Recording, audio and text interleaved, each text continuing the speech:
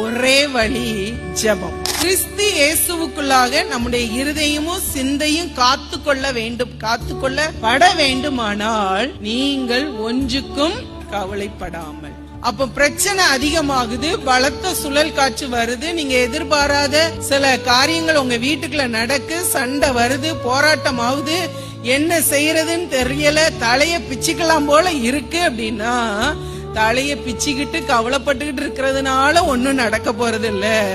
சோத்திரத்தோடு கூடிய ஜெபம். சோத்திரம் பண்ண பண்ண பண்ண தடை என்ன செய்யும்? உடையும்.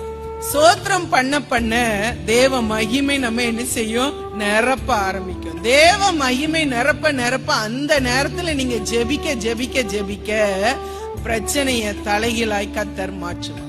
அவர் எழுந்து காற்றையும் கடலையும் பார்த்து இறையாதே அமைதலாயிரு என்ற போது மிகுந்த அமைதல் உண்டாயிற்று. இன்றைக்கும் உங்க வாழ்க்கையில மிகுந்த அமைதல் உண்டாகணும் அப்படின்னா, உங்க குடும்பத்துக்குள்ள ஒரு பெரிய அமைதல் உண்டாகணும், உங்க குடும்பத்தை தேவ சமாதானம் நிரப்பணும் அப்படின்னா ஒரே வழி ஜெபம்.